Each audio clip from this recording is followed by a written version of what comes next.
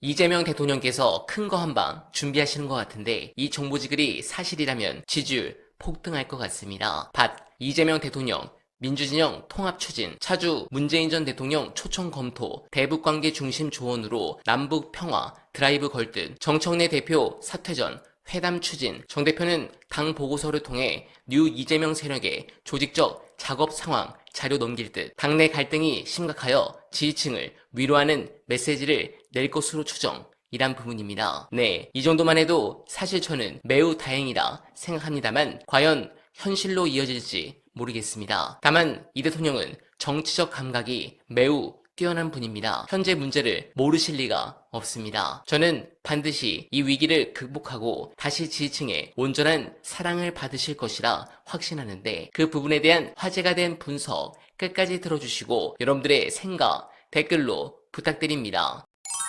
지금 집권 2년차 이제 막 시작이 됐는데 움직이지 않는 진실 하나는 지금 이재명 대통령이 절대 흔들려서는 안 됩니다. 차기 당대표가 누가 되든지 그거는 민주당 당원들의 선택이겠죠. 당원들의 선택인데 가장 중요한 것이 그거예요. 대통령이 절대로 흔들려서는 안 된다. 제가 뭐 이재명 대통령 쪽과 가까운 분 그리고 정청래 대표와 가까운 분 이런 분들한테 제가 물어봤는데 양측의 그 견해 차이나 이런 거는 분명히 있어요. 있는데 중요한 것은 양측 다 하는 얘기가 대통령이 절대 흔들려서는 안 된다. 근데 결국에는 뭡니까? 대통령이 흔들리게 되면 다음 총선 그리고 그 다음에 대선이잖아요. 대선 때 정권 넘어갑니다. 근데 우리 문재인 정권 때도 사실은 2022년을 돌이켜보면 문재인 대통령 그때 아마 퇴임 때 지지율이 50%가 넘었던 걸로 기억해요. 그때 많은 분들이 사실은 걱정했습니다. 대선 후보 이재명 후보가 지지율이 더 잘 나와야 되는데 퇴임을 앞둔 대통령, 현직 대통령이 너무 잘 나와서 이거는 아마 표로 이재명 후보에게 가지 않을 수 있다 걱정을 많이 했는데 실제로 그렇게 됐죠. 그때 당시에 0.73%로 진 거는 제가 볼 때 거의 기적이에요. 이재명 후보의 개인기로 거기까지 붙었던 겁니다. 붙었던 건데 지난해 대선도 보면 그렇다고 해서 이 내란 전국에서 50% 넘게 압도적으로 승리를 하지를 못했습니다. 근데 제가 볼 때는 그런 여파들 그리고 내란 전국이기 때문에 당연히 총선을 이길 거야 라고 우리가 다 생각을 했는데 자만했던 거죠. 자만했던 것이고 거기서 그러니까 벌써 이제 총선을 치르지도 않았는데 다음 전당대회 당권을 놓고 조금 분열이 됐던 게 아닌가. 그러니까 움직이지 않는 팩트 하나는 어떤 경우에서든 이재명 대통령이 타격을 입거나 흔들려서는 안 된다는 점. 그리고 두 번째는 이번 패배를 두고 많은 분석이 있는데 딱 하나겠죠. 내부 분열 그리고 자만이겠죠. 서울시장 선거 같은 경우 너무 황당하게 졌는데 그거는 너무도 명확합니다, 여러분. 이 두 가지를 기억을 하시고 차기 전당대회에서 내가 뭐 정청래 후보를 지지하든 뭐 김민석 총리 후보를 지지하든 아니면 송영길 의원을 지지하든 그거는 각자의 마음이죠. 내가 이 사람 지지하는데 너는 왜 이 사람 지지 안 해? 너는 잘못됐어 라고 얘기하는 것에서 우리의 분열은 시작된다. 그게 이제 어떻게 나타났냐면 여론조사입니다. 여론조사인데 지금 대통령 국정 지지율이 50%를 내려갔어요. 50% 밑으로 내려가서 지금 40%대를 향해서 가고 있는 겁니다. 지금 대통령은 해외 순방 중인데 계속해서 이렇게 당 내부 분열이 심화가 되면서 결국에는 이게 여론조사로 나오거든요. 근데 제가 보니까 민주당의 오랜 전통적인 진성당원 그리고 정말 이재명 대통령이 좋아서 민주당을 지지하거나 대통령을 지지하게 된 분 이런 분들이 있을 텐데 어찌됐든 이제 중요한 것은 보수의 지지층은 한 40% 정도는 정말 콘크리트입니다. 그 콘크리트가 지금 회복이 됐죠. 회복이 돼서 결국에는 지금 민주당과 국민의힘 지지율 역전됐는데 이재명 대통령이 지금 취임하고 나서 못한다는 응답이 잘한다보다 많이 나온 게 이게 처음입니다. 근데 물론 오차 범위 내에 있습니다.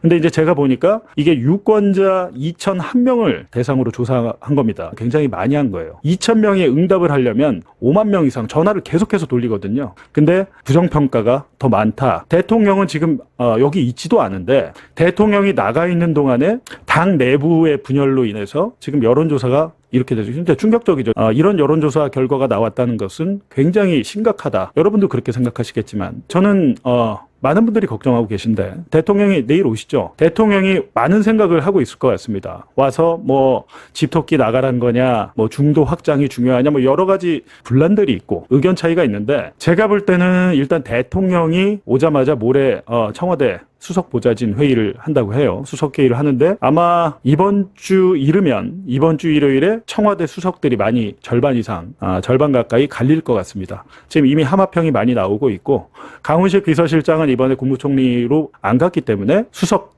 보좌진들이 많이 바뀌고 비서진들도 많이 바뀌는 것 같아요. 그리고 그 다음에 아마 개각, 일부 장관들은 벌써 하마평이 있습니다. 하마평이 있는데 어찌됐든 지금 쇄신에 대통령이 나설 것 같고 순방 기간 중에 오늘 내일 아마 결단을 해서 많은 분들을 뭐 인사검증을 하고 있겠죠. 이 부분에 대해서 지금 잠시 대통령 지지율 추락했다고 제가 이제 걱정하는 부분은 그런 부분이죠. 네가 잘했네, 내가 잘했네. 너 때문이야, 나 때문이야. 아닙니다. 이거는 그냥 어떻게 보면 대통령의, 그러니까 우리 주가시장 그렇잖아요. 주가시장에 저도 올해 이재명 대통령 되고 나서 머리털 나고 처음 주식해봤습니다. 올해 한 3월경부터 했는데 주식이 가장 높을 때 계속 가지 않잖아요. 우상향 가지 않습니다. 내려갔다 올라갔다 하는데 결국에는 올라가는 방향으로 해야 된다. 아마 조금 전에 보셨지만 여론조사로 이 분열이 지금 반영이 되고 있습니다. 여기에 대해서 대통령이 귀국하면 제가 볼 때는 한 금요일쯤 청와대 수석보좌관 회의를 하다가 여러 가지 대통령의 새로운 메시지가 나올 것 같습니다. 네, 공감합니다. 이번 지선 패배의 여파가 이렇게 큽니다. 이것이 의미하는 바가 무엇일까요? 지금 민주당은 대단히 위험한 인지적 오류에 빠져 있습니다. 작금의 국면을 진보의 확장과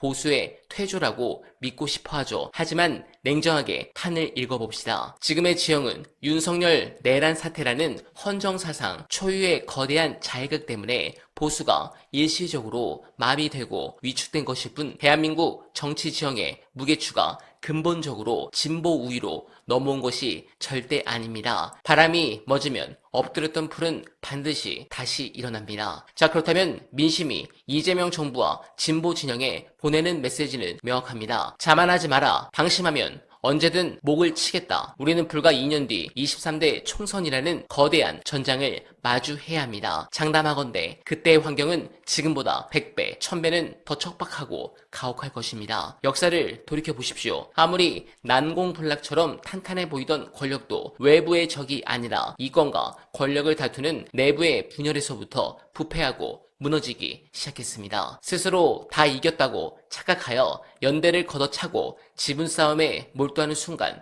유권자들은 그 오만한 권력의 등 뒤에 서늘한 비수를 꽂습니다. 그 엄연하고도 피비린내 나는 권력의 법칙을 지금 집권 세력과 일부 지지자들은 까맣게 잊고 있는 것 같아 참으로 통탄스럽습니다. 여러분, 바둑에서 가장 어리석은 패착은 아직 판이 끝나지도 않았는데 이겼다며 개가를 하려드는 오만함에서 나옵니다. 선거는 끝났지만 전쟁은 단 하루도 멈추지 않았습니다. 보수의 끈질긴 생명력을 직시하고 우리 내부에 골마가는 분열과 자만을 가장 매서운 메스로 도려내야 합니다. 여러분들은 어떻게 생각하십니까? 공감하셨다면 소중한 언알바 후원 부탁드립니다. 댓글에 고정된 내용을 통해 많은 사랑 부탁드리며 언알바는 오늘도 최선을 다하겠습니다. 여러분 고맙습니다.